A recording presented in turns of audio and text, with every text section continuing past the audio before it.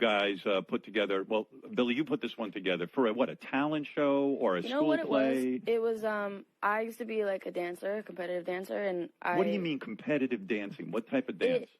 I did like hip hop and contemporary, and I mean I did hip hop, contemporary, and jazz and lyrical and tap. I started dancing because I liked tap. I liked that sound that they make. You were doing that even before you were doing music. Like, did you see maybe your career would be as a dancer? Yeah, fully. And what happened? You had an injury? Yes. What was the injury? It was a couple of them. It started small and then had like a big thing happen, which is the one that really like took me out. It started as like I had I strained my groin, which I did not even know was a thing, on my left side in here. And that was in like October of 2014. Is that not the most painful thing ever? The groin pull? Dude, the groin, it just, I couldn't really do anything, but it was, I still was dancing. It was 2015, not 2014. It's a nagging, constant pain. Yeah, it's horrible. Yeah. And I was compensating, so I was always on my right side because of it, but I was still dancing. We were working on, like, it was about to be the, like, competition season, and I had never really done the competitions, but I always wanted to, and I like, danced at a place that was really not very competitive. It was, like, really family-oriented and people that actually cared about dance and not just about the winning and all of that, so competition wasn't, like, the goal. It just was something we could do if we wanted. And it was about to, like, come up, and this was in, like, it was February of 2016. Right. And I was in this class, like, the last rehearsal we had before all the shows, and I was in all these different dances, and we were done with the class, and then, like, the owner came in, and she was like, let me film it one more time. So we went back, and we did it one more time, and there's literally a video of it happening. I just, like, did this move, and this hip just, like, pushed out. Oh my God. It felt, it felt like how sleep paralysis feels in your hip, but like painful at the same time. You suffer from sleep paralysis, right? Yeah, I do. I think that's like such a strange phenomenon. It's insane. Have you had it? I know what it is. Sleep paralysis, for those of you who don't know, you're sleeping, you wake up, but your body can't move, so you're fully awake. It's like being paralyzed, and it's frightening. It's horrible. Are you afraid to go to sleep some nights because you're afraid it's going to happen? I was. There was like a period where I was like, I couldn't go to sleep, but that was also because there was also a period where I had the same nightmare for like a month long. What was that nightmare? One day maybe I'll tell, but it's kind of like. You kept having the same nightmare over and over again? Yeah. And then I think it was... And the nightmare would wake you up? It would wake... I mean, it wouldn't even wake me... That's the problem. It never woke me up. It just happened the entire night, and then I woke up the next day, and like, I was always sweating, and I was always, like... And the thing is, like, you know how sometimes you'll have a dream, and it'll just, like, fuck you up the whole day? Yes. And then all you can think about is, like, that weird moment where you... Like, there's... What was that song you said? What the hell was that song? This is a song by an artist, Father John Misty, that I love. Right. And it's to his wife, and he's talking about how he tells her. It was like an eternity. Has the doctor ever said to you, this is why it happens? The main thing is lack of sleep, but then you have to, like, put things on top of that. So, like, if you haven't had enough sleep and then you fall asleep sitting up, oh, my God, it's over for you. And maybe even being dehydrated or something like that. Like anything. It's like, it's almost the same triggers as Tourette's, to be honest with you. It's like the exact same triggers. You suffer from that? Yeah. Yeah. And you can see, I'm like... No, I'm spazzing in here. Well, I don't... Are yours mostly physical tics? Yeah. Yeah. Yeah. And you can see, I'm like... I'm spazzing in here. Well, are yours mostly physical tics? Yeah, they're all physical. I have one that I've only realized recently that I'm begging for myself to not have it become a real one, which is like. You do that? Mm-hmm. Are you self-conscious about all this, or do you say fuck it? I'm famous and people can put up with this or not, and who cares? No, I'm pretty self-conscious about it. Mm-hmm. Yeah, Were you teased about it as a kid? Yeah, but not because it was Tourette's, because I didn't even know it was. Like, I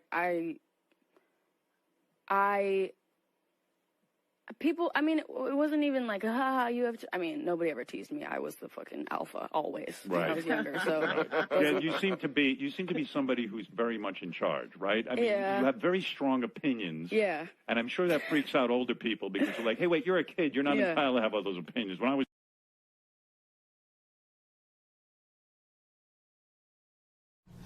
I never want the world to know everything about me. I mean, that's why I wear big baggy clothes.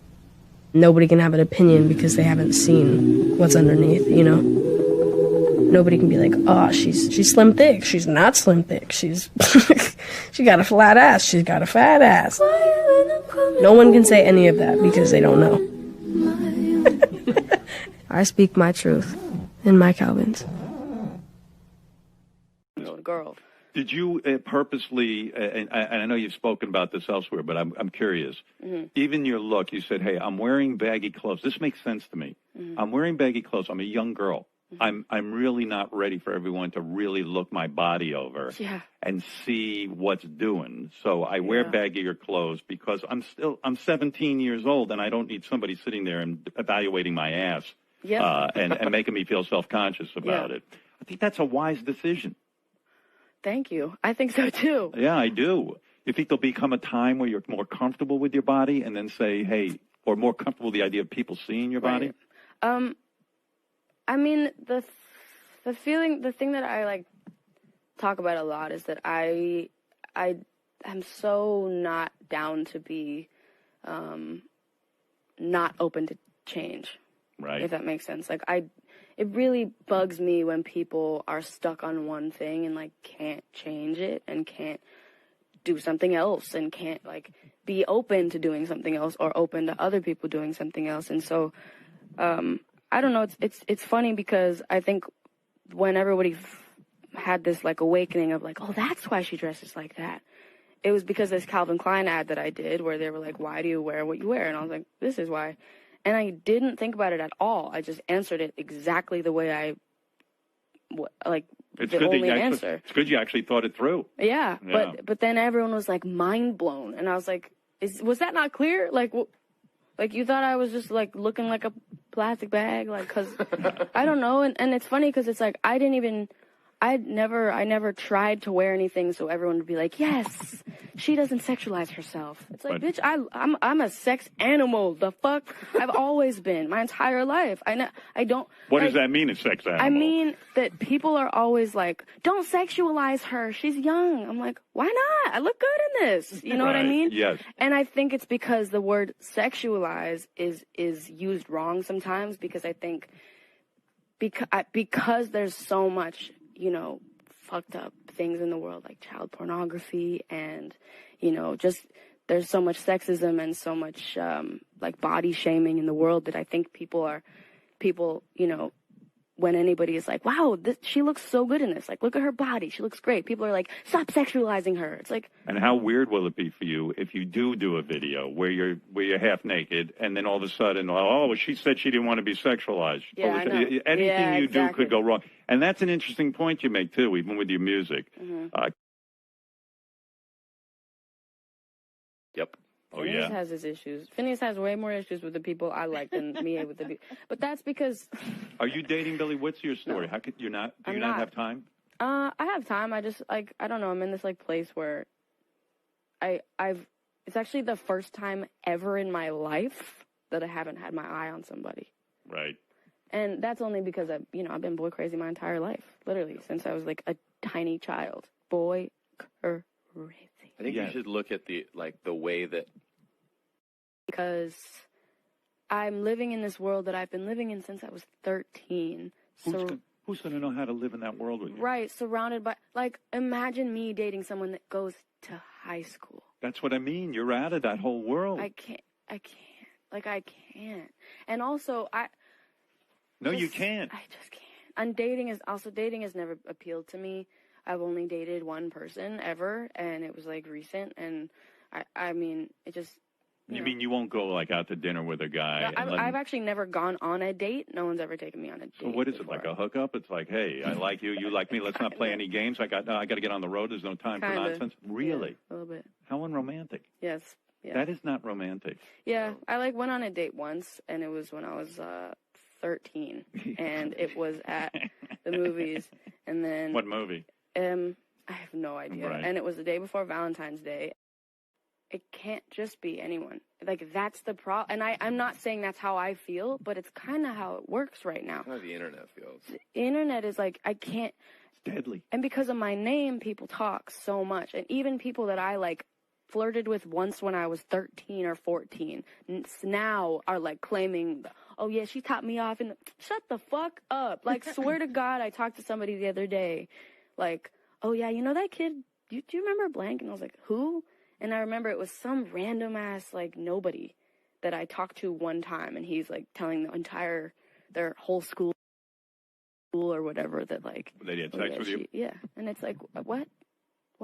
Jesus. Shit is weird. So now it's like at this point where I'm like, damn, like, I can't even talk to people. That is strange. It's okay actually right now, because right now I've actually, for the first time probably in my life, I haven't felt the need, and I haven't been like wanting it, to be honest, which is very new to me. Maybe because your career is so full, you just took Yeah, maybe time because for my that. life is so fire that I'm good. Right. Yeah. I literally, I wonder what your romantic story is going to be. Like, I wonder how that's know, all going right? to happen. And then I worry that, you know, some guy's going to have ulterior motives. Yeah. You know, even with my daughters, I always was nervous because of my fame and what they might go through. Sure. It's just scary. It's very, very, very scary for a young girl. how do you, like, what was your approach to raising a kid as a famous